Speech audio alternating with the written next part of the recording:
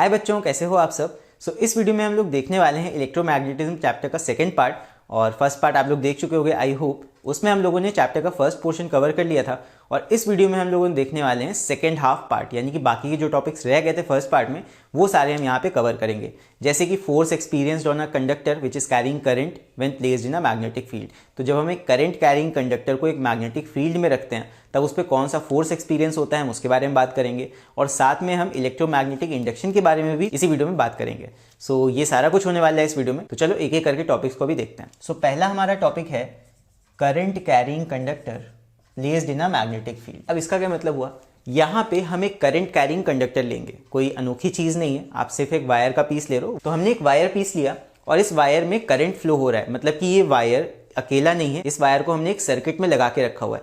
तो इस वायर में, इसको एक वायर की तरह सोच के देखो, इस वायर को हमने एक मैग्नेटिक फील्ड में अगर रख दिया तो इसके साथ क्या होगा वो हमें यहाँ पे पढ़ना है। सपोज मेरा ये वायर है, इसको मैं ब्लू कलर से बनाता हूँ। यहाँ पे ये हमारा वायर हो गया, पतला सा वायर होगा और इस वायर में आई अमाउंट ऑफ करंट भी फ्लो कर रहा है। मैं यहाँ पे शो कर देता हूँ आई अमाउंट ऑफ करंट। ठीक है, करंट फ्लो हो रहा है बिकॉज इस सर्किट से कनेक्टेड वायर है और इस वायर को हमने किसी मैग्नेट के पास रख दिया है। जब हम इसको मैग्नेट के पास रखेंगे तो मैग्नेटिक फील्ड लाइंस भी यहाँ पे होंगी। तो यहाँ पे मैं इस तरह मैग्नेटिक फील्ड लाइंस बनाए दे रहा हूँ। ये हो गई मेरी मैग्नेटिक फील्ड। तो मैग्नेटिक फील्ड का मतलब ये कि इसके आसपास यहाँ पे कहीं मैग्नेट रखा होगा। तो यहाँ पे मैं बना देता हूँ north south, because north pole से मैग्नेटिक फील्ड लाइंस निकलती हैं। तो यहाँ पे मेरा एक मैग्नेट रखा हुआ है जिसके पास मैंने इस करंट कैरिंग वायर को रख दिया या करंट कैरिंग कंडक्टर को रख दिया है। जैसे ही हम इस करंट कैरिंग कंडक्टर को इस मैग्नेटिक फील्ड में रखेंगे ये एक फोर्स एक्सपीरियंस करने लगता है।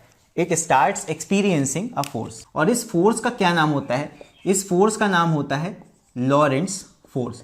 तो लॉरेंट्ज बेसिकली उस साइंटिस्ट का नाम है जिन्होंने इस फोर्स के बारे में सबसे पहली बार बात की थी या इस फोर्स को डिस्कवर किया था।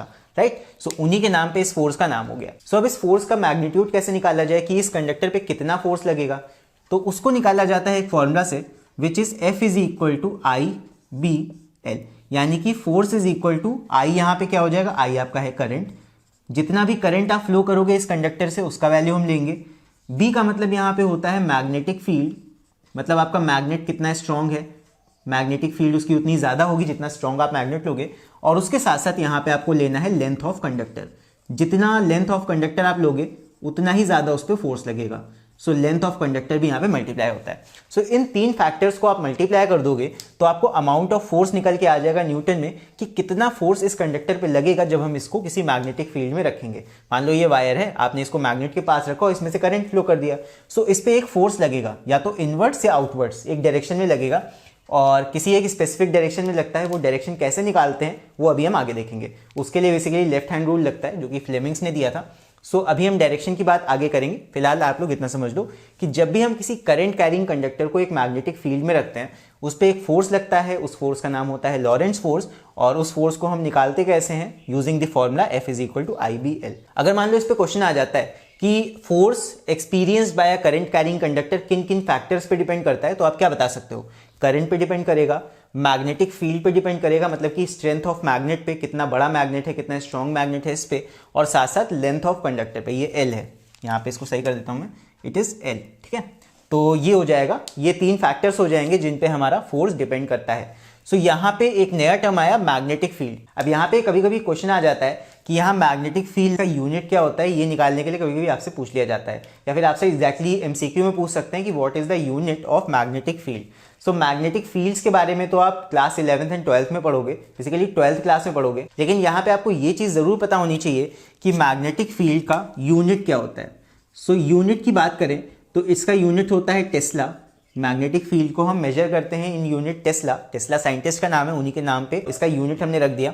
और एक और यूनिट होता है जो कि आप इस फॉर्मूले से भी निकाल सकते हो। देख लो यहाँ पे बी है, बी का फॉर्मूला क्या हो जाएगा, F upon I into L, यानी कि मेरा यूनिट आ जाएगा न्यूटन, उसके बाद पर एम्पियर पर मीटर। यहाँ पे आ जाएगा न्यूटन पर एम्पियर पर मीटर। न्यूटन पर एम्पियर पर मीटर ये हो गया। और साथ साथ इसका एक और यूनिट होता है और वीबर पर मीटर स्क्वायर। ये तीन यूनिट होते हैं ऑफ मैग्नेटिक फील्ड। ये क्वेश्चन आ सकता है इसलिए मैंने यहाँ पे बता दिया। इतनी चीजें आपको पता होनी चाहिए कि जब हम एक करंट कैरिंग कंडक्टर को एक मैग्नेटिक फील्ड में रखते हैं उस पर एक फोर्स लगता है और उसी फोर्स को हम बोलते हैं लॉरेंट्ज फोर्स, और उसका मैग्नीट्यूड कैसे कैलकुलेट किया जाता है using the formula F is equal to IBL।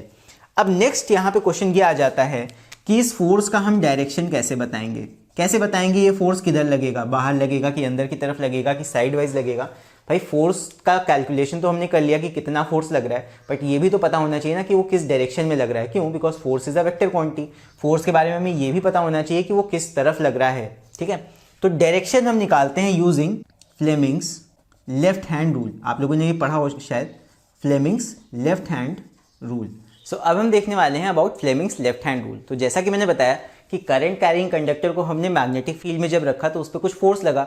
अब वो फोर्स किस डायरेक्शन में लगता है, उस डायरेक्शन को निकालने के लिए हम यूज करते हैं इस रूल का, जो कि है फ्लेमिंग्स लेफ्ट हैंड रूल। अब लेफ्ट हैंड रूल है मतलब कि लेफ्ट हैंड का आपको इस्तेमाल करना है। यहाँ पे कोई रॉकेट साइंस नहीं है, बस सिंपल सा एक लेफ्ट हैंड आपको यहाँ पे चलाना आना चाहिए। सो लेफ्ट हैंड का यूज कैसे करते हैं देख लो। यहाँ पे लेफ्ट हैंड में आपके पास 3 फिंगर आपको लेनी है, बाकी की 2 फिंगर्स का कोई काम नहीं है यहाँ पे। सो यहाँ पे आपको थंब का यूज करना है, इस वाली फिंगर का यूज करना है और मिडिल फिंगर का यूज करना है। और तीनों फिंगर्स को हम ऐसे रखते हैं कि यहाँ पे तीनों ही फिंगर्स आपकी 90 डिग्री पे होती हैं। सोच के देखो, यहाँ पे ग्राफ का एक्स एक्सिस, वाई एक्सिस और जेड एक्सिस 3D में सोच के देखो, तीनों यहाँ पे एक्सिस आपकी 90 डिग्रीज पे हो जाएंगी इस तरह।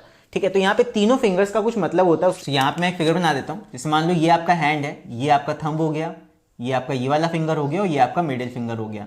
तो यहाँ पे तो थंब होता है, थंब आपका बताता है फोर्स, फिर ये वाला फिंगर आपका बताता है फील्ड एंड मिडिल फिंगर आपका बताता है current. So force, field and current, यहाँ पे 3 फिंगर्स हैं, ऐसे आप याद कर सकते हो, फोर्स, फील्ड, करंट। ठीक है, सीक्वेंस में याद करोगे तो कभी कंफ्यूजन नहीं होगा।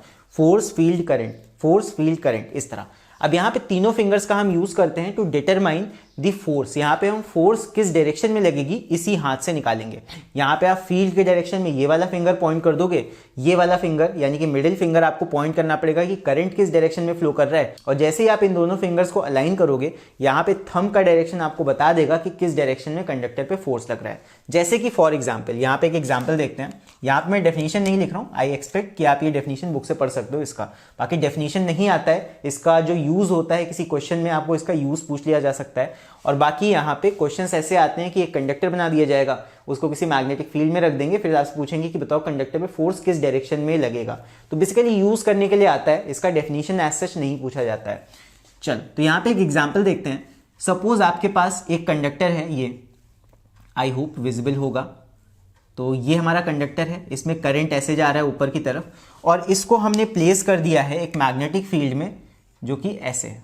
तो यहाँ मैग्नेटिक फील्ड लाइंस मैंने ये बना दी। तो मैग्नेटिक फील्ड लाइंस ऐसे हैं, करंट हमारा ऊपर की तरफ जा रहा है, तो आपको ये बताना है कि इस कंडक्टर पे फोर्स कैसे लगेगा। तो देखते हैं, हमने लेफ्ट हैंड उठाया, लेफ्ट हैंड में फोर्स, फील्ड, करंट। फील्ड का मतलब यहाँ मैग्नेटिक फील्ड है, तो फील्ड ये वाली फिंगर बताती है। सो फील्ड का डायरेक्शन आगे है, तो मैंने इसको आगे कर दिया। फिर ये मिडिल फिंगर होती है करंट के लिए। सो करंट मेरा किधर जा रहा है? करंट जा रहा है ऊपर। सो हमें हाथ को कुछ ऐसे मोड़ना पड़ेगा कि करंट के डायरेक्शन में ये मिडिल फिंगर आ जाए। सो कुछ ऐसे हमें करना पड़ेगा। देख लो, फील्ड के डायरेक्शन में ये फिंगर, फील्ड, देन यहाँ पे करंट। करंट हमें ऊपर जा रहा है तो करंट ऊपर हो गया। अब सोच के देखो कि यहाँ पे थंब हमारा किधर पॉइंट कर रहा है?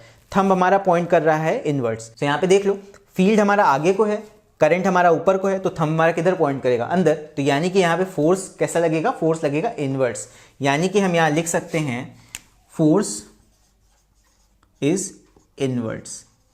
यहाँ पे इनवर्ड्स हम बना तो नहीं पाएंगे, तो यहाँ पे आप ऐसे बना सकते हो, इसको आप ऐसे शो कर दो और यहाँ लिख दो इनवर्ड्स।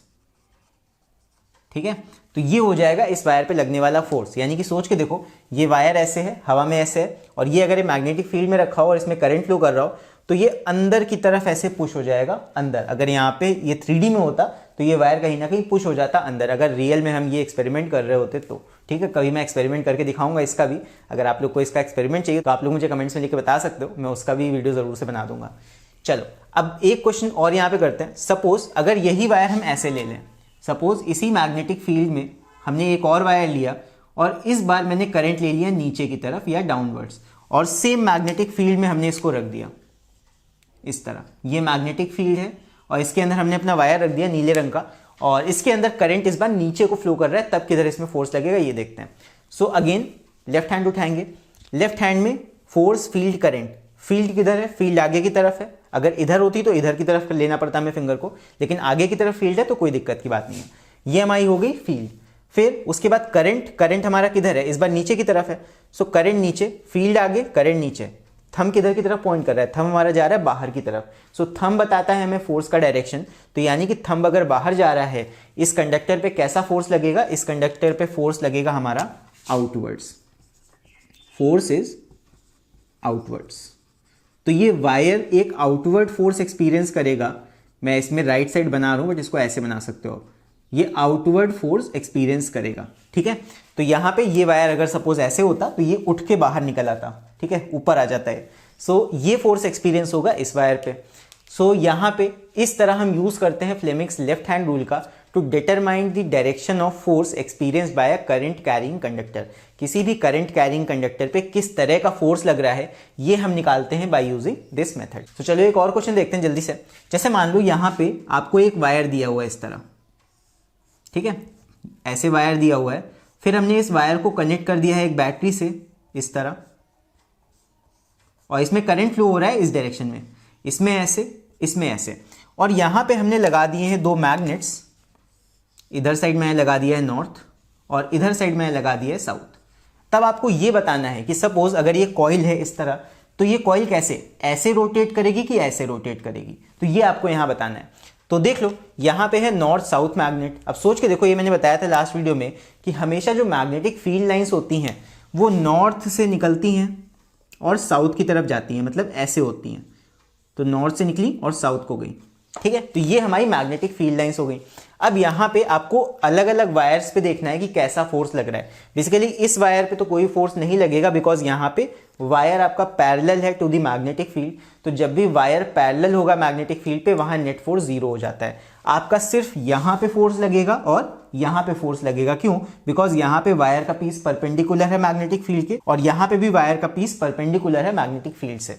सो इन दोनों जगहों पे हम फोर्सेस देखते हैं। यहां की बात करेंगे, सो यहां पे आप लेफ्ट हैंड रूल लगा दो। यहां पे फील्ड आगे की तरफ है, करंट आपका ऊपर की तरफ है, तो यहां पे फोर्स कैसा लगेगा, देख लो, फील्ड आगे की तरफ, फील्ड का डायरेक्शन ये है, और करंट आपका ऊपर की तरफ है, करंट की फिंगर मैंने ऊपर कर दी। सो थंब किधर पॉइंट कर रहा है, इनवर्ड्स, तो यहां पे फोर्स लगेगा हमारा इनवर्ड्स। तो मैं यहां पे एक ऐसे एरो बना दूंगा और यहां लिख दूंगा इनवर्ड्स। इस वायर पीस पे इनवर्ड्स फोर्स लगेगा, ठीक है। वही इस पे बात करते हैं। तो यहां पे ये क्या है, ये ऑपोजिट डायरेक्शन में करंट फ्लो हो रहा है, फील्ड ऐसे, करंट नीचे, तो थंब किधर को पॉइंट कर रहा है, बाहर की तरफ। सो यहां पे हमारा फोर्स कैसा हो जाएगा, आउटवर्ड्स। तो यहां पे मैं एक छोटा सा ऐसे एरो बनाऊंगा, यहां लिख दूंगा आउटवर्ड्स। तो अब सोच के देखो, ऐसा आपका कॉइल है, इधर की तरफ अंदर को फोर्स लग रहा है, इधर की तरफ बाहर को फोर्स लग रहा है, तो ऐसे ही टिल्ट होगी। इधर की तरफ इनवर्ड्स फोर्स लगेगा, इधर की तरफ आउटवर्ड्स। तो कहीं ना कहीं ये जो कॉइल है, ये जो कॉइल आपका वायर का है इस तरह, ये ऐसे रोटेट करने लगेगा, इस तरह है ऐसे, ठीक है। तो आई होप ये चीज समझ गए होगे। और बाकी इसी तरह के क्वेश्चंस आ सकते हैं फ्लेमिंग्स लेफ्ट हैंड रूल के ऊपर। और आई होप इतना जितना मैंने समझाया है यहाँ पे आप लोग को अच्छे से समझ में आ गया होगा अभी। तो चलो अभी देखते हैं हम लोग अगला टॉपिक, जो कि है इलेक्ट्रोमैग्नेटिक इंडक्शन। सो इसके बाद नेक्स्ट हम लोग पढ़ने वाले हैं अबाउट इलेक्ट्रोमैग्नेटिक इंडक्शन। ये क्या होता है, देखो कोई भी टॉपिक जब पढ़ते हो ना, तो सबसे पहले उसकी जो हेडिंग है उसका अगर मतलब समझ जाओगे तो आगे की चीजें समझना आसान हो जाएंगी। सो सबसे पहले तो ये जान लो कि इलेक्ट्रोमैग्नेटिक इंडक्शन क्या होता है। अब इलेक्ट्रोमैग्नेटिक, जो कि इलेक्ट्रोमैग्नेट से रिलेट करे या इलेक्ट्रोमैग्नेटिज्म से रिलेट करे, सो ये तो आप पूरे चैप्टर में पढ़ते आ रहे हो, इलेक्ट्रोमैग्नेटिज्म। अब यहाँ नई चीज जो आई है वो है इंडक्शन। अगर इसका मतलब तो जानते हो, इसका मतलब अगर जान लोगे तो यहाँ पे समझ जाओगे कि इसमें क्या पढ़ने वाले हो। बेसिकली इंडक्शन का मतलब होता है प्रेरित करना या कोई चीज पैदा करना, इंड्यूस करना। बेसिकली इंड्यूस करना मतलब कि कोई चीज आपने छुई नहीं लेकिन आपने जादू से पैदा कर दी, जादू से भी नहीं, बट हाँ इंड्यूस का मतलब यही होता है कि आपने किसी चीज के साथ फिजिकली कोई कांटेक्ट नहीं किया, बट आपने अपना इंपैक्ट वहां पे छोड़ दिया। इंड्यूस करना, कोई चीज पैदा करना without touch, without any contact, so इसको बोलते हैं इंडक्शन। सो इलेक्ट्रोमैग्नेटिक इंडक्शन का मतलब ये कि यहाँ पे जो आपका इलेक्ट्रोमैग्नेट होगा या फिर जो मैग्नेट होगा जिसको भी आप मूव कर रहे हो, उसको आप कहीं से टच नहीं कर रहे हो, किसी कॉइल से या किसी वायर से टच नहीं कर रहे हो, लेकिन फिर भी आप किसी कॉइल में ईएमएफ जनरेट कर रहे हो या वोल्टेज जनरेट कर रहे हो। अभी समझ नहीं आया होगा, यहाँ पे आप लोगों में समझाता हूँ अच्छे से। देखो ये बताता है कि सपोज आपके पास एक कॉइल है, आपने क्या किया, एक सीधा वायर लिया, उसको ऐसे मोड़ के इस तरह स्प्रिंग की तरह एक कॉइल बना दी वायर की। सो यहाँ पे ये हमारी कॉइल हो गई। अब यहाँ पे हमने लगा दिया एक गैल्वेनोमीटर। गैल्वेनोमीटर आई होप सब लोग को पता होगा क्या होता है, एक तरह का वोल्ट मीटर होता है जो ये भी बताता है कि करंट कैसे फ्लो कर रहा है आपकी कॉइल में। फिर आपने क्या किया, यहाँ पे एक मैग्नेट लिया, एक बार मैग्नेट ले सकते हो, कैसा भी मैग्नेट ले सकते हो, यहाँ पे इसमें नॉर्थ साउथ है, ठीक है। तो यहाँ पे आपने ये एक मैग्नेट लिया और अगर आपने इस मैग्नेट को यहाँ पे सिर्फ रख दिया ऐसे ही तो यहाँ कुछ नहीं होगा, यहाँ पे गैल्वेनोमीटर में 0 शो होगा। लेकिन यहाँ पे कुछ अमेजिंग चीज तब होती है जब आप इस मैग्नेट को पकड़ के या तो इससे दूर ले जाते हो या इसके पास लेके आते हो। मतलब कि यहाँ टच नहीं कर रहे हो इस कॉइल से ऑब्वियसली, बट हाँ इस मैग्नेट को इससे दूर लेके जाओगे या इसके पास लेके जाओगे। बेसिकली इस कॉइल और इस मैग्नेट के बीच कुछ मोशन होना चाहिए, चाहे दूर का चाहे पास का, कैसा भी, इस तरह का। तो यहाँ पे जैसे ही हम इस मैग्नेट को मूव करना स्टार्ट करेंगे इस तरफ, तो यहाँ पे कुछ एक्शन होगा और यहाँ पे इस वायर के अंदर एक ईएमएफ इंड्यूस हो जाएगी। ईएमएफ का मतलब होता है इलेक्ट्रोमोटिव फोर्स, और जिसको नॉर्मल भाषा में आप अपने समझने के लिए वोल्टेज समझ सकते हो। यहाँ पे ईएमएफ जनरेट हो जाएगी, ईएमएफ, इसको मैं आगे भी बताऊंगा, इलेक्ट्रोमोटिव फोर्स। और इसको आसान भाषा में समझने के लिए यहाँ पे वोल्टेज डेवलप हो जाएगी और यहाँ पे करंट फ्लो होने लगेगा। तो जब इस कॉइल में करंट फ्लो होगा तो करंट फ्लो होने से क्या होगा, ये गैल्वेनोमीटर या तो इधर मूव करेगा या इधर मूव करेगा। तो सपोज हम मान लेते हैं कि गैल्वेनोमीटर हमारा इधर की तरफ डिफ्लेक्ट करने लगा, इसमें ऐसे करंट बहने लगा। अभी ये कैसे निकालते हैं वो मैं आगे आप लोग को बताऊंगा अच्छे से। तो यहाँ पे मैग्नेट को जैसे ही मैं इधर लाया, गैल्वेनोमीटर इधर की तरफ डिफ्लेक्ट करने लगा। अब सपोज यहाँ पे अगर सेम कॉइल में हम मैग्नेट को इसके पास न लाके इससे दूर लेके जाते तब क्या होता, यहाँ पे अगर हम इसको अवे लेके जाते तब क्या होता, तब यहाँ पे यही डिफ्लेक्शन ऑपोजिट हो जाता। क्यों? बिकॉज तब यहाँ पे करंट का डायरेक्शन हो जाता रिवर्स। करंट हमारा ऐसे होता तो ये डिफ्लेक्शन ऐसे आता, राइट, यहाँ पे इस तरह हो जाता। तो जैसे ही हम मैग्नेट को पास लाए, इसमें डिफ्लेक्शन एक तरफ हुआ, फिर जैसे ही हम मैग्नेट को अवे ले जाने लगे, यहाँ पे डिफ्लेक्शन बदल गया, उल्टा हो गया।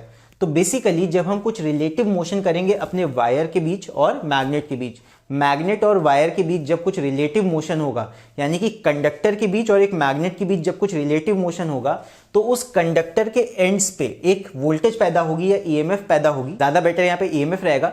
यहाँ पे एक ईएमएफ प्रोड्यूस होगी जिसकी वजह से इस कॉइल में एक करंट फ्लो होने लगेगा। सो इसी पूरे प्रोसेस को हम क्या बोलते हैं, इलेक्ट्रोमैग्नेटिक इंडक्शन। क्यों? बिकॉज यहाँ पे इलेक्ट्रोमैग्नेटिक फील्ड्स का यूज हो रहा है और बेसिकली मैग्नेटिक फील्ड्स का यूज करके इलेक्ट्रिसिटी जनरेट की जा रही है यहाँ पे। और यहाँ पे ये दोनों ही ऑब्जेक्ट्स एक दूसरे को टच नहीं कर रहे हैं, बिना टच किए सिर्फ एक मूवमेंट हो रहा है दूर का, और यहाँ पे ये अपना इफेक्ट इंड्यूस कर रहा है इस कॉइल के ऊपर। So that's why this whole process of EMF induction is called electromagnetic induction. So यहाँ पे हम इसको शॉर्ट में ऐसे समझ सकते हैं that electromagnetic induction is the phenomena in which EMF is induced in a coil when there is a change in magnetic flux linked with the coil। अब यहाँ मैग्नेटिक फ्लक्स क्या होता है, बेसिकली ये जो मैग्नेट है इसमें मैग्नेटिक फील्ड्स होंगी इस तरह, ठीक है। मैग्नेटिक फील्ड्स नॉर्थ से निकलती हैं, साउथ में जाती हैं, इस तरह, एक नहीं होगी कई होंगी। तो जब आप इस मैग्नेट को मूव करोगे तो इसकी मैग्नेटिक फील्ड लाइंस भी मूव करेंगी साथ में। ऑब्वियसली आप मैग्नेट को मूव कर रहे हो तो फील्ड लाइंस भी मूव कर रही हैं, तो ये मैग्नेटिक फील्ड लाइंस को ही हम यहाँ पे मैग्नेटिक फ्लक्स कहेंगे। सो जब आप मैग्नेट को मूव करोगे तो इसकी मैग्नेटिक फील्ड लाइंस भी यहाँ पे मूव करेंगी। तो मैग्नेटिक फील्ड लाइंस यहाँ पे शिफ्ट हो रही हैं इस कॉइल से। तो जब मैग्नेटिक फील्ड लाइंस का चेंज होगा इन कॉइल्स में, मतलब इन कॉइल से होती हुई मैग्नेटिक फील्ड लाइंस जब चेंज होती हैं, तब जाके इस कॉइल में आपका एक ईएमएफ इंड्यूस होता है और इसी फिनोमिना को हम क्या बोलते हैं, electromagnetic induction. So I hope आप लोग इतना समझ गए होंगे यहाँ पे। अब यहाँ पे नेक्स्ट हम ये बात करने वाले हैं कि करंट का डायरेक्शन हम कैसे यहाँ पे पता लगाते हैं, किस तरीके से इसको पता लगाया जा सकता है। और बेसिकली जो यहाँ ईएमएफ इंड्यूस हो रहा है, क्या ये हम ऐसे ही रैंडमली लिख रहे हैं या इसको निकालने का भी कोई तरीका है कि मैग्नेट को जब पास लाएंगे तब यहाँ ईएमएफ कैसा इंड्यूस होगा, बेसिकली यहाँ डिफ्लेक्शन कैसा होगा, इधर या इधर। तो ये चीज कैसे निकालते हैं ये अब हम देखने वाले हैं। सो ये आप दो तरीकों से निकाल सकते हो to find direction of induced current. अब यहाँ पे एक चीज याद रखना, डायरेक्शन ऑफ इंड्यूस्ड करंट, यहां हम इंड्यूस्ड करंट की बात कर रहे हैं। जो लेफ्ट हैंड रूल होता है और जो राइट हैंड रूल होता है उसमें यही फर्क होता है कि लेफ्ट हैंड रूल यूज किया जाता है to find the direction of force. कहां पे? जब हम नॉर्मली किसी कंडक्टर को रखते हैं मैग्नेटिक फील्ड में। लेकिन यहां जो हम राइट हैंड रूल अभी पढ़ने वाले हैं, इस चीज में राइट हैंड रूल का यूज करते हैं। सो राइट हैंड रूल का हम वहां पे यूज करते हैं जहां पे इंडक्शन की बात आ जाती है। सो जहां पे भी इलेक्ट्रोमैग्नेटिक इंडक्शन की बात होगी, जहां पे आपको इंड्यूस्ड करंट का डायरेक्शन फाइंड करना होगा, वहां हम यूज करते हैं, फर्स्ट है हमारा right hand rule. So first is right hand rule और ये भी आपका फ्लेमिंग्स ने दिया था, तो इसको हम फ्लेमिंग्स राइट हैंड रूल भी कहते हैं। तो फ्लेमिंग्स राइट हैंड रूल, ठीक है। फिर सेकंड हमारा होता है, एक लॉ होता है which is called Lenz law. ये भी समझना बहुत ज़्यादा आसान होता है और यहाँ पे मैं इसका यूज़ ज़्यादा करवाऊंगा बिकॉज ये समझने में ज़्यादा आसान पड़ेगा और इसी पे बेस्ड क्वेश्चन ज़्यादा आते हैं। बाकी हम लोग इसके बारे में बात करेंगे। चलो इसको देखते हैं कि राइट हैंड रूल यहाँ पे क्या होता है। सो इसके बाद नेक्स्ट हम लोग पढ़ने वाले हैं Fleming's right hand rule. So Fleming's right hand rule basically एक मेथड होता है to find the direction of induced EMF या फिर इंड्यूस्ड करंट। इंड्यूस्ड ईएमएफ नहीं बट इंड्यूस्ड करंट का डायरेक्शन हम निकालते हैं बाय यूजिंग दिस मेथड। अब यहाँ पे राइट हैंड है, जैसे लेफ्ट हैंड रूल था उसी से मिलता जुलता रूल है, बस यहाँ पे लेफ्ट की जगह हमें कौन सा हाथ यूज करना है, राइट हैंड। सो इसको बना लेते हैं यहाँ पे, ये हमारा थंब हो गया, जैसे ये हमारी फिंगर हो गई और ये हमारी मिडिल फिंगर हो गई, ठीक है। आई होप समझ जाओगे। अब यहाँ पे ये जो थंब होता है, यहाँ पे देख लो अगेन, यहाँ पे भी तीनों फिंगर्स को आपको इस तरह रखना है कि तीनों राइट एंगल पे इस तरह आ जाएं। ये आपका थंब हो गया, ये आपकी ये वाली फिंगर और ये फिंगर तीनों 90 डिग्री पे होंगी। और यहाँ पे ये होता है मोशन ऑफ कंडक्टर। देखो फोर्स फील्ड करंट था वहाँ पे, सो उसी तरह आप यहाँ रिलेट कर सकते हो। यहाँ फोर्स की जगह बस मोशन ऑफ कंडक्टर आ जाएगा, फिर field, magnetic field and current. So यहाँ पे ये हो जाएगा, देख लो, this is motion of conductor, motion of conductor. ये हो जाएगा फील्ड का करंट या मैग्नेटिक फील्ड, मैग्नेटिक फील्ड पूरा लिख देते हैं, magnetic field, and this is induced current. अब जैसे देखो लेफ्ट हैंड में क्या था, यहाँ पे आपका था force field current, force field and current. वही चीज आपका यहाँ पे भी है, फोर्स फील्ड करंट। यहाँ पे फोर्स की जगह बस आपका मोशन ऑफ कंडक्टर आ जाता है। मोशन भी कहाँ होगा, जहाँ फोर्स लगेगा कंडक्टर पे। सो motion of conductor, field, magnetic field का डायरेक्शन, और ये वाला फिंगर आपका हमेशा करंट के लिए होता है। सो ये हो गया, यहाँ पे देख लो, इससे रिलेट कर सकते हो। मोशन ऑफ कंडक्टर जिधर होगा उसकी तरफ थंब पॉइंट होगा, मैग्नेटिक फील्ड की तरफ फिंगर, और जिधर करंट आपका आएगा उस तरफ ये फिंगर आपका पॉइंट करेगा। तो बेसिकली इस मेथड का यूज करके हम इंड्यूस्ड करंट किस डायरेक्शन में होगा ये निकाल लेते हैं, राइट। लेकिन यहाँ पे जो क्वेश्चंस आते हैं आईसीएसई बोर्ड के, मैं स्पेसिफिक होकर बात करूंगा, जो क्वेश्चंस आते हैं वो ज़्यादातर सॉल्व हो जाते हैं बाय द सेकेंड मेथड। ये आपका फर्स्ट मेथड था डायरेक्शन निकालने का, डायरेक्शन ऑफ इंड्यूस्ड करंट, ठीक है। ये क्यों यूज करते हैं देख लो, to find the direction of induced current. Induced current का डायरेक्शन निकालने के लिए ही हम इस मेथड का यूज करते हैं। अब कई बच्चे कंफ्यूज हो जाते हैं, राइट हैंड रूल लगाना है या फिर लेफ्ट हैंड रूल लगाना है। सो एक चीज याद रखो, लेफ्ट हैंड रूल कब लगाएंगे, जब आपको ये पता लगाना होगा कि कंडक्टर पे फोर्स किधर लगेगा, ठीक है। बेसिकली नॉर्मल केसेस में हम यूज करते हैं फोर्स ऑन अ कंडक्टर निकालने के लिए किस तरफ लग रहा है। अब राइट हैंड रूल आपका यूज किया जाता है, पहली चीज तो ये इलेक्ट्रोमैग्नेटिक इंडक्शन में, इंड्यूस्ड ईएमएफ्स के केस में यूज किया जाता है, जहां पे भी इंडक्शन से रिलेटेड चीज आ जाएगी वहां पे। और यहां पे हम डायरेक्शन ऑफ इंड्यूस्ड करंट निकालते हैं by using right hand thumb rule. तो अगर फोर्स ऑन कंडक्टर निकालना है तो लेफ्ट हैंड रूल यूज करेंगे, और अगर हमें इंड्यूस्ड करंट को निकालना है तो हम यहाँ पे राइट हैंड रूल यूज करते हैं, ठीक है। तो लेफ्ट राइट इसमें कंफ्यूज मत होना। नेक्स्ट अभी हम मेथड देखते हैं जो कि हमारा है लेंज लॉ। तो अब एक और मेथड आ जाता है लेंज लॉ। अब ये क्या कहता है, बेसिकली ये ज्यादा आसान होता है समझने में, और इसी से हम इंड्यूस्ड ईएमएफ या फिर इंड्यूस्ड करंट का डायरेक्शन बहुत आसानी से निकाल सकते हैं। सो इसको थोड़ा ध्यान से समझना, ठीक है, ज्यादा इंपॉर्टेंट है ये। सो लेंज लॉ क्या कहता है, that the direction of induced EMF और इंड्यूस्ड करंट, इंड्यूस्ड ईएमएफ या फिर induced current is such that it opposes the cause, such that it opposes the cause which produces it, मतलब ये बहुत ही सिंपल सा एक डेफिनेशन है इस चीज का। मतलब सिंपल यहाँ पे लेंज लॉ ये कहता है that the direction of induced EMF, जो भी डायरेक्शन होगा इंड्यूस्ड ईएमएफ का, वो कुछ इस तरह होगा कि वो हमेशा अपोज करेगा the cause which produces it. So यहाँ पे ये हमें ये बताता है कि जो डायरेक्शन ऑफ इंड्यूस्ड ईएमएफ होगा वो हमेशा कुछ इस तरह होगा कि वहां पे जो भी हमारा सिस्टम होगा वो अपोज करेगा उस कॉज को जो उसको प्रोड्यूस कर रहा है। थोड़ा कंफ्यूजिंग है, अभी यहाँ पे इसको समझते हैं। देखो, तो इसको यहाँ पे हम ऐसे समझ सकते हैं, जैसे मान लो आपके पास एक ऐसे कार्डबोर्ड का सिलेंडर है और इसके ऊपर आपने ऐसे कॉइल बना लिया इस तरह, ये है, फिर उसके बाद कॉइल अंदर गया, फिर बाहर से ऐसे आया, फिर अंदर गया, फिर ऐसे आया, फिर उसके बाद अंदर ऐसे नीचे आ गया, और यहाँ पे आपने लगा दिया है गैल्वेनोमीटर। ऐसे क्वेश्चंस भी आते हैं तो ध्यान से समझना। फिर आपने यहाँ पे रख दिया एक मैग्नेट, अभी रखा हुआ है, ये नॉर्थ है ये साउथ है, इस तरह है। अब यहाँ पे समझना लेंज लॉ की मदद से हम ये कैसे निकाल सकते हैं कि यहाँ पे इंड्यूस्ड ईएमएफ कैसा होगा और इंड्यूस्ड करंट कैसा होगा। ध्यान से समझना, यहाँ पे अगर हम अपने कंडक्टर को आगे की तरफ मूव करते हैं, तो यहाँ पे लेंज लॉ हमें क्या बताता है दैट अगर हम इस मैग्नेट को इस सिस्टम की तरफ लाएंगे या इस कॉइल की तरफ लाएंगे, सो ये कॉइल कहीं ना कहीं अपोज करने की कोशिश करेगी टू दी कॉज। कॉज क्या है, हम इसको आगे की तरफ ढकेल रहे हैं, तो ये कॉइल इसको अपोज करना चाहेगी। तो अगर ये कॉइल इसको अपोज करेगी तो अपोज करने के लिए यहाँ पे कौन सा पोल ये बनाएगी, अगर ये साउथ पोल यहाँ बनाएगी तो ये उल्टा और अट्रैक्ट करेगी अपनी तरफ। सो इसको अपोज करने के लिए हम अगर मैग्नेट को इसकी तरफ ला रहे हैं, सो इसको अपोज करने के लिए इसको यहाँ पे नॉर्थ पोल डेवलप करना पड़ेगा टू अपोज दी कॉज। ये मेन चीज है, ये आपको समझना है। यहाँ पे अगर हम इस मैग्नेट को इधर ला रहे हैं, सो इसको अपोज करने के लिए, मैग्नेट का आना रोकने के लिए ये कॉइल क्या फॉर्म कर लेगी, इस तरफ नॉर्थ पोल। अब हमने पढ़ा है कि नॉर्थ पोल कहाँ फॉर्म होता है, नॉर्थ पोल फॉर्म होता है जब करंट कैसा होता है, क्लॉकवाइज की एंटी क्लॉकवाइज। मैंने लास्ट वीडियो में बताया था आप लोग को, नॉर्थ पोल जब फॉर्म होता है जब हमारा एंटी क्लॉकवाइज करंट होता है, यानी कि इस नॉर्थ पोल के लिए करंट कैसा होना चाहिए, एंटी क्लॉकवाइज, यानी कि ऐसा, इस तरह, क्लॉक का उल्टा। तो यहाँ पे क्लॉक का उल्टा डायरेक्शन, यानी कि अगर ये आपका बोर्ड है तो वायर में इस तरह एंटी क्लॉकवाइज करंट आएगा, एंटी क्लॉकवाइज।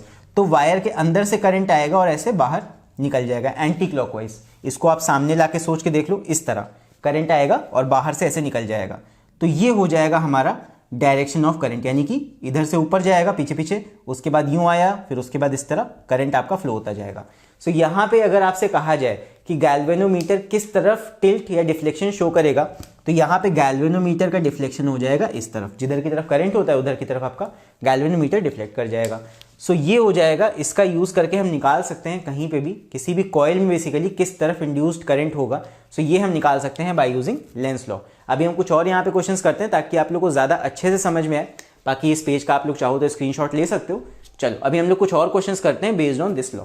अब जैसे मान लो एक और एग्जाम्पल देखते हैं, एक सेकेंड एग्जाम्पल लेंगे, एग्जाम्पल 2, और इसमें इस बार हम कॉइल कुछ ऐसा बनाएंगे।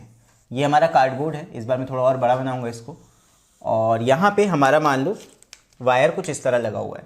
पहले वायर आया बाहर बाहर, फिर अंदर गया, फिर उसके बाद बाहर आया, फिर अंदर गया, फिर इस तरह इस तरह इस तरह कॉइल बनता गया और पीछे पीछे नीचे आ गया। फिर इसको हमने कनेक्ट कर दिया एक गैल्वेनोमीटर से। अब आपको यहाँ पे ये बताना है, यहाँ पे हम एक मैग्नेट ले लेते हैं इस तरह, और इसका ये हो जाएगा नॉर्थ पोल, ये हो जाएगा साउथ पोल। आप नॉर्थ साउथ इधर उधर भी कर सकते हो, वैसे भी क्वेश्चन आ सकता है, तो उसमें कंफ्यूज नहीं होना है, बस आपको मेन लेंस लॉ याद रखना है। इस बार हमने कहा कि हमने इस मैग्नेट को इससे हम दूर लेके जा रहे हैं, ठीक है, इससे हम इसको दूर लेके जा रहे हैं। तो यहाँ पे क्या होगा, देखो यहाँ पे जैसे ही हम इसको दूर लेके जाएंगे, लेंस लॉ ये कहता है कि यहाँ पे ये सिस्टम कुछ ऐसा करेगा जो इस दूर ले जाने के कॉज को अपोज करेगा।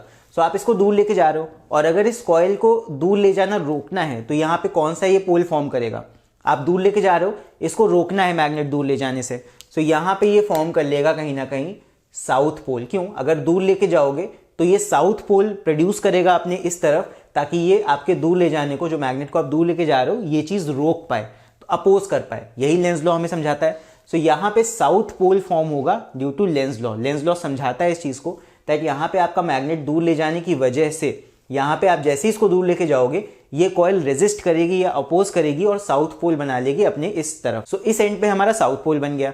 अब साउथ पोल कहाँ बनता है, आपने पढ़ा है दैट साउथ पोल एक कॉइल में कब बनता है, जब आपका क्लॉकवाइज करंट हो। सो यहाँ पे क्लॉकवाइज करंट होगा तभी यहाँ साउथ पोल बना है। सो यहाँ पे हमारा करंट का डायरेक्शन कैसा हो जाएगा, क्लॉकवाइज, यानी कि ऐसे यहाँ बना हुआ है। तो क्लॉकवाइज करंट यानी कि इसको अगर सीधा कर लो तो ऐसे करंट जा रहा है, बाहर से होता हुआ अंदर, तो यानी कि इस तरह करंट आपका फ्लो करेगा। ठीक है, पहले यूं गया क्लॉकवाइज, उसके बाद पीछे पीछे ऐसे, नीचे ऐसे आ गया इस तरह। तो ये आपका हो जाएगा direction of flow of current, और पूरी कॉइल में आप इसको ऐसे बना सकते हो। तो ये हो जाएगा आपका direction of flow of current. So यहाँ पे करंट आपका ऐसे जा रहा है, यूं आ रहा है, यूं जा रहा है, फिर यहां से यूं, इस तरह। तो यहाँ पे आपका गैल्वेनोमीटर का डिफ्लेक्शन क्या हो जाएगा, ये हो जाएगा जिस तरफ करंट जा रहा होता है, इस तरफ जा रहा है, तो इस तरफ आपका गैल्वेनोमीटर डिफ्लेक्ट कर जाएगा। सो ये हो जाएगा ये वाला क्वेश्चन। और इस तरह के कॉइल बेस्ड क्वेश्चन अक्सर आते हैं आपके पेपर में, और यहाँ पे हो सकता है वो पोल्स चेंज कर दे। अगर पोल्स चेंज कर देगा, साउथ नॉर्थ ऐसे कर देगा, तब भी यहाँ पे चेंज हो जाएगा। जैसे मान लो फॉर एग्जाम्पल एक और क्वेश्चन करते हैं, इस बार नॉर्थ साउथ बदल देते हैं। सो यहाँ पे देख लो, जैसे मान लो ये क्वेश्चन आ गया, इस बार हमने फिर से कार्डबोर्ड लिया। अब यहाँ पे मैं फिर से वायर ले लूँगा, ये, उसके बाद इस तरह, फिर इस तरह बाहर से अंदर गया, फिर ये नीचे आया और यहाँ पे हम लगा देंगे एक गैल्वेनोमीटर, ठीक है। और यहाँ पे इस बार जो मैग्नेट हम लेंगे उसका साउथ नॉर्थ उल्टा ले लेंगे। तब बताना, आप लोग बताना, आप लोग कमेंट में आंसर करके बताना यहाँ पे क्या होगा। ये है। अब यहाँ पे अगर आपसे कह दिया जाए कि इस मैग्नेट को हम लोग इसकी तरफ लेके आ रहे हैं तो क्या होगा, सोच के देखो। आप लोग यहीं पे वीडियो को पॉज कर दो और आप लोग इसका आंसर मुझे कमेंट्स में लिख के बता सकते हो। अगर सही बताओगे तो मैं आपके कमेंट को हार्ट जरूर दूंगा। देखो, ये मैग्नेट हम इधर लेके आ रहे हैं, तो यहाँ पे जैसे ही हम इसको इधर लाएंगे तो लेंज लॉ ये कहता है कि ये कॉइल इसके इधर लाने को अपोज करेगी, ठीक है, अपोज करना है। तो जैसे ही हम इसको इधर लाएंगे, जैसे ही हम इस मैग्नेट को इधर लाएंगे, ये कॉइल इसको अपोज करने के लिए यहाँ पे कौन सा पोल बनाएगी, लाइक पोल्स रिपेल करते हैं, याद रखना। सो मैग्नेट का ये बना लेगी साउथ पोल ताकि ये इसके इधर आने को अपोज कर पाए। मैग्नेट आप इधर भेज रहे हो, मैग्नेट आप इधर लेके जा रहे हो कॉइल की तरफ, सो ये यहाँ पे बनाएगी साउथ पोल ताकि ये इसको अपोज कर पाए इसके इधर आने को। सो यहाँ पे साउथ पोल बन गया। अब साउथ पोल कहाँ बनता है, जहाँ पे क्लॉकवाइज करंट होता है, तो साउथ पोल पे क्लॉकवाइज करंट बनेगा। तो यानी कि क्लॉकवाइज, इस कॉइल को आप सीधा ऐसे समझ लो, इस तरह क्लॉकवाइज इस तरह करंट आएगा इधर से इधर तक। तो यहाँ पे करंट कैसा हो जाएगा, इस तरह। तो यहाँ पे भी वही सेम चीज हो जाएगी जो ऊपर हो रही थी। क्यों? बिकॉज इस बार नॉर्थ साउथ हमने रिवर्स कर दिया है। उससे खैर फर्क नहीं पड़ता है, जैसे भी हो, बस आप यहाँ पे लेंज लॉ याद रखना कैसे अप्लाई करना है। तो यहाँ पे हमारा डिफ्लेक्शन किधर हो जाएगा, करंट ऐसे आ रहा है तो करंट जिधर की तरफ जा रहा होता है उधर की तरफ डिफ्लेक्शन हो जाता है, इस तरह। सो क्वेश्चन ऐसे आ सकता है, direction of flow of current आपसे पूछा जा सकता है क्या होगा यहाँ पे, और बाकी डिफ्लेक्शन इन गैल्वेनोमीटर भी पूछा जा सकता है। सो इतना आप देख लेना एक बार, और बाकी कोई भी कंफ्यूजन हो तो आप लोग मुझे कमेंट्स में लिख के बता सकते हो। सो अब हम बात करने वाले हैं इस चैप्टर के आखिरी टॉपिक की, जो कि है comparison of AC and DC. AC and DC क्या होता है, फुल फॉर्म्स तो एटलीस्ट आप लोग को पता ही होंगे। AC stands for alternating current and DC stands for direct current. तो पहला डिफरेंस तो इनमें यही है कि alternating current and direct current के सोर्सेस क्या होते हैं। सो ऑल्टरनेटिंग करंट आपको मिलता है कहाँ से, from AC generators. AC generators जहाँ से बिजली आती है बन के आपके घर में, वहाँ से, और जो आपके घर के प्लग्स होते हैं वहाँ से आप ले सकते हो ऑल्टरनेटिंग करंट को, राइट। और डायरेक्ट करंट का जो सोर्स होता है ये होता है फ्रॉम बैटरीज और सेल्स, बैटरी और सेल्स। तो यहाँ से इनका सोर्स होता है, इनसे हम डायरेक्ट करंट लेते हैं। अब एक और खासियत जो इसकी होती है, यहाँ पे ऑल्टरनेटिंग करंट में polarity with respect to time change होती रहती है। सो यहाँ पे polarity keeps on changing with time, keeps on changing with time, नाम ही है ऑल्टरनेटिंग। तो यहाँ पे पोलैरिटी चेंज होती रहती है विद रिस्पेक्ट टू टाइम।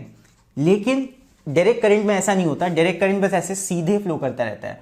अगर उसमें 5 वोल्ट है तो 5 वोल्ट सप्लाई सीधे ऐसी चलती रहेगी, उसमें कोई भी फ्लक्चुएशन नहीं होता या उसका यहाँ पे डायरेक्शन चेंज नहीं होता। सो यहाँ पे डायरेक्ट करंट की अगर हम बात करेंगे तो यहाँ पे हो जाएगा have a constant polarity, constant polarity. यहाँ पे पोलैरिटी कभी भी रिवर्स नहीं होती है, कांस्टेंट रहती है हमेशा, ठीक है, प्लस माइनस बदलता नहीं है यहाँ पे। बट ऑल्टरनेट करंट में ऐसा नहीं होता, तभी उसको ऑल्टरनेटिंग करंट बोलते हैं। और आपके घर में जो ऑल्टरनेटिंग करंट आता है वो 50 हर्ट्ज का होता है, मतलब 1 सेकंड में 50 टाइम्स वहाँ पे प्लस एंड माइनस चेंज होता है। मतलब पहले प्लस माइनस होगा, फिर माइनस प्लस, फिर प्लस माइनस, फिर माइनस प्लस। ऐसा इसलिए बिकॉज 1 सेकंड में कहीं ना कहीं 50 टाइम्स रोटेट करता है वहाँ पे कॉइल ऑल्टरनेटिंग जनरेटर्स में। सो इसकी वजह से आपका जो ऑल्टरनेटिंग करंट आता है उसका फ्रीक्वेंसी 50 हर्ट्ज होता है। और यहाँ पे एक और डिफरेंस भी होता है, दैट यहाँ पे करंट का जो मैग्नीट्यूड होता है, current magnitude keeps on changing with time, keeps changing with time. AC current में करंट आपका चेंज होता रहता है विद टाइम, ठीक है, मैग्नीट्यूड उसका चेंज होता रहेगा। लेकिन डायरेक्ट करंट में ऐसा नहीं होता, डायरेक्ट करंट में आपका मैग्नीट्यूड सेम रहता है, करंट इज कांस्टेंट। तो ये हो गए कुछ डिफरेंसेस ऑल्टरनेटिंग करंट्स के बीच एंड डायरेक्ट करंट्स के बीच। बेसिकली जो बैटरी से आप यूज करते हो वो सिंपल आपका डायरेक्ट करंट होता है, वो एक ही समान फ्लो करता रहता है हमेशा। बट ऑल्टरनेटिंग करंट्स के साथ थोड़ा दिक्कत होती है, यहाँ पे करंट आपका फ्लक्चुएट करता रहता है विद रिस्पेक्ट टू टाइम। और यहाँ पे पोलैरिटी एक रेट से चेंज होती रहती है, तभी तो कहते हैं इन्वर्टर में जो वेव बनती है, जो मतलब करंट यहाँ पे बनेगा वो साइन वेव में होता है इस तरह। और जो डायरेक्ट करंट आपका बैटरी से होता है वो कुछ इस तरह होता है, सीधा सीधा होता है। तो ये है आपका ऑल्टरनेटिंग करंट, कुछ ऐसा होता है विद रिस्पेक्ट टू टाइम। अगर ग्राफ इसका बनाओगे तो ऐसा बनेगा, और अगर आप डायरेक्ट करंट का ग्राफ बनाओगे तो ये ऐसा बनेगा, इस तरह। ठीक है, XY एक्सिस पे इस तरह बनता है। So direct current and alternating current दोनों के ही अपने यूजेस हैं। और बाकी पहले तो ट्रांसफॉर्मर्स भी आपके कोर्स में था, बट इस बार 2022 में रिड्यूस सिलेबस के चलते ट्रांसफॉर्मर्स वाला पार्ट आपके कोर्स से हटा दिया गया है। सो ट्रांसफॉर्मर्स आपके कोर्स में नहीं है। अगर वो पढ़ते तो आपको इसके बारे में ज़्यादा डिटेल में पढ़ना पड़ता कि ऑल्टरनेटिंग करंट वहाँ कैसे काम करता है, वहाँ कैसे इलेक्ट्रोमैग्नेटिक इंडक्शन यूज़ होता है। सो ये काफ़ी सारी चीज़ें होती, बट वो पार्ट आपके कोर्स में अब नहीं है। सो आई होप जितना कुछ मैंने अभी तक आप लोग को एक्सप्लेन किया है आप लोग को अच्छे समझ में आया होगा। सो चलो मिलते हैं फिर नेक्स्ट वीडियो में, वहाँ पे देखेंगे हम next chapter. Till then take care, see you and bye bye.